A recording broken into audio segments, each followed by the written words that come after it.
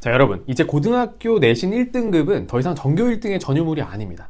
이 상위 10%까지 누구나 1등급을 맞을 수 있는 기회가 마련이 되었죠. 하지만 여기서 제가 질문 하나 드릴게요. 같은 1등급이라고 해서 전교 1등의 1등급과 전교 30등의 1등급은 과연 같은 1등급일까요? 절대 아닙니다. 이 대학에서는 등급 뒤에 숨어있는 여러분들의 역량을 찾기 위해서 학생들의 학업적인 역량의 수치 데이터들, 그 다음에 교과 종합평가를 위해서 생기부에 기재되어 있는 명명백백한 여러분들의 기재 문구들을 더 꼼꼼하게 보게 될 것입니다. 자, 서울대가 발표한 바에 따르면 정시에서도 생기부를 반영하고 경희대학교도 학생부 종합전형을 조금 더 다변화해서 만들게 되었고, 이러한 변화 방향의 움직임은 과연 무엇일까요? 자, 이제 5등급제 변화에 맞게 어찌 보면 성적보다도 더 중요해진 이 생기부에 대해서 어떻게 꾸려나가면 좋을지에 대해 알려드리도록 하겠습니다. 네, 안녕하세요. 스터디그라운드 최윤호 컨설턴트입니다. 자, 오늘 이야기 드릴 건 사실은 이미 많은 분들도 알고 계시겠지만 이 내년도의 입시 제도의 변화, 지금 올해 계속 변화한 양상에 대해서 나오고 있는 내용들을 겨울방학이 가기 전에 전체 총정리를 한번 해드리고 싶어서 이 영상을 만들게 되었습니다. 자, 앞서 말씀드렸던 것처럼 이 5등급제로 변화했다 보니까 5등급제 내신에선 내신 자체가 등급으로서의 변별력을 크게 갖기는 어려워졌습니다. 그렇기 때문에 이 9등급제 기준으로 봤을 때 지금 보시는 것처럼 이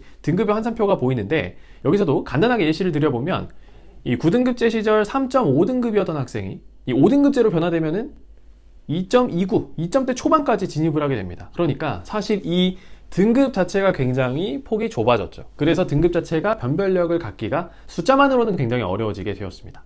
자, 여기서 중요한 건 대학 입장에서는 합격권 학생들의 내신 등급이 좀 촘촘해지게 되었습니다. 하지만 결국 등급의 숫자가 바뀐 것이지 이 학생들의 상대적인 위치 자체가 바뀐 건 아닌데요. 이 대학이 이 촘촘한 내신을 그 안에서도 상대적인 우위를 가르기 위해서 보는 것들이 교과 종합평가입니다. 그래서 성적표에 나와 있는 석차 데이터, 원점수 데이터, 표준 편차 뿐만이 아니라 여러분들 생기부에 기재가 되어 있는 기재 문구들, 과목은 어떤 걸 선택했는지, 심화 탐구 활동들은 어떻게 했는지를 좀 더 꼼꼼하게 보게 된다는 것이죠. 이러한 변화들이 지금 어떻게 이루어지고 있냐? 올해 발표된 각 대학들, 서울대와 경희대학교의 발표 영상을 중심으로 말씀을 드려보면 여기서 가장 주목해야 될 점은 대학교의 제도 변화입니다. 먼저 서울대학교 한번 보겠습니다. 자, 서울대학교는 수시 지역균형 전형에서 일부 모집 단위 같은 경우는 아예 수능 최저를 없애기로 하였습니다. 자, 그러면 이 수능 최저학력이 사라진 이 자리를 무엇이 메울까요? 학생들의 변별력은 충분히 우리가 만들어야 되기 때문에 이 부분을 메울 것이 필요하죠. 그거를 메우기 위한 게 바로 교과 종합평가, 바로 생기부가 되었습니다. 대학이 요구하는 핵심 과목을 이수했는지, 그 과정에서 어떤 학업 역량들을 보여줬는지에 따라서 이제 합격 여부가 바뀌게 되었습니다. 자, 경희대학교도 마찬가지입니다. 경희대학교는 심지어 학생부 종합전형인 네오르네상스 전형을 서류형과 면접형 두 개로 또 분화했습니다. 자, 네오르네상스 서류형은 특히나 이 학생부의 절대적인 성취도, 그 다음에 정성적인 기록들이 이 합불의 핵심 요소가 되었습니다. 뿐만이 아니라 정시에서도 이제 생기부를 반영하는 학교들이 점점 늘어나고 있어요.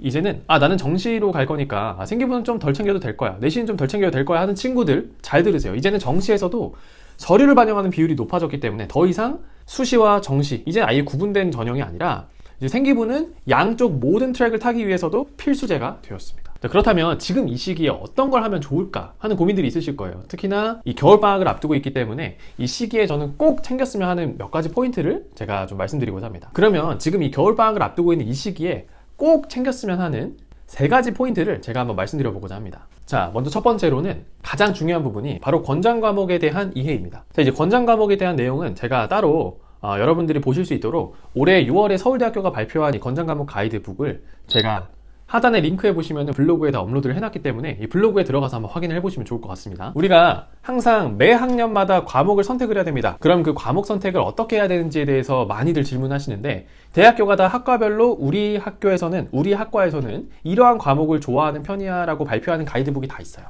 서울대학교 하나만 제가 정리를 해드리긴 했지만 대부분의 대학교들이 사실 큰 차이 없이 비슷비슷합니다. 그렇기 때문에 이 권장 과목에 관련해서 우리 학교의 편제표를 확인해가지고 이 편제 과목이 있는지, 혹은 없다면 공동교육 과정에서 이수를 할 수 있는지를 확인해 주시면 좋을 것 같아요. 그래서 우리가 생기부에서는 전반적으로 학업 역량이나 세부적인 기술문을 보겠지만 가장 중요한 거, 어떤 과목에서 좋은 성과를 받느냐, 어떤 과목에서 좋은 성적을 받느냐가 가장 중요합니다. 내가 경영학과에 가고 싶다. 근데 수학 성적이 굉장히 중요한데 수학 성적에서 좋은 평가를 받았다면 학업 역량, 진로 역량 더블로 좋은 평가를 받는 거예요. 그렇기 때문에 이 학과에서 중요하다고 생각하는 이 핵심 과목을 잘 선택해서 듣는 것 자체가 이 생기부 수시 전략의 핵심 중의 핵심입니다.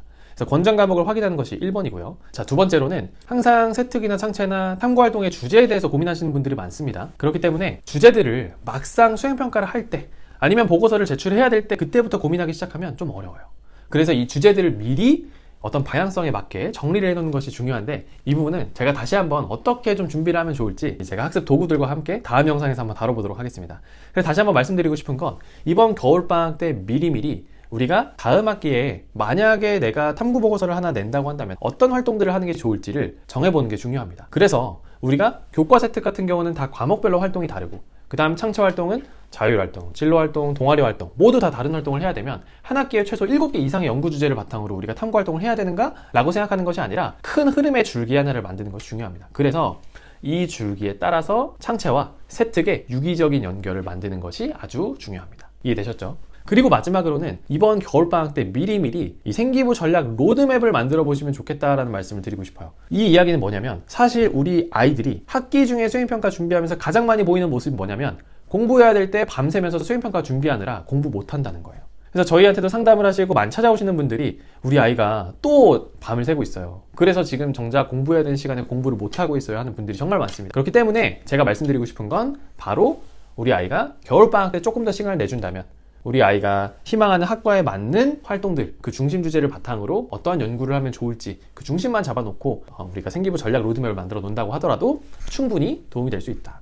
이 전략 로드맵에 대한 예시는 제가 아래 링크를 하나 첨부를 해놨으니까 이 링크에 들어가서 한번 확인해 보시면 좋을 것 같습니다. 아시겠죠? 자, 그래서 우리 어머님들이 학과별로 아니면 과목별로 어떤 탐구 주제를 하면 좋을지 고민들이 되게 많으실 겁니다. 그래서 저도 매년마다 합격하는 학생들의 생기부를 분석을 하면서 그 학생들이 어떠한 활동들을 했는지, 어떤 과목에서 또 어떤 활동을 했는지를 항상 분석하고 정리를 합니다. 그래서 여러분들이 이제 고민이 되시는 학과와 탐구활동 주제들이 필요하다고 한다면 희망하는 학과, 그 다음에 우리가 어떤 과목에서 혹은 어떤 활동을 하면 좋을지 자유롭게 댓글을 통해서 질문을 남겨주시면 그 질문에 맞게 제가 샘플로 이런 식으로 탐구활동을 짜보면 좋을 것 같다라는 답변을 남겨드릴 수 있도록 하겠습니다. 그래서 편하게 질문들을 남겨주시면 좋을 것 같아요. 자, 이제 입시는 더 이상 성적만의 싸움이 아닙니다. 자, 이 변화하는 제도 안에서 남들보다 한 발 더 앞서 나가기 위한 우리 아이만의 생기부 로드맵이 필요한 시점이 되었습니다.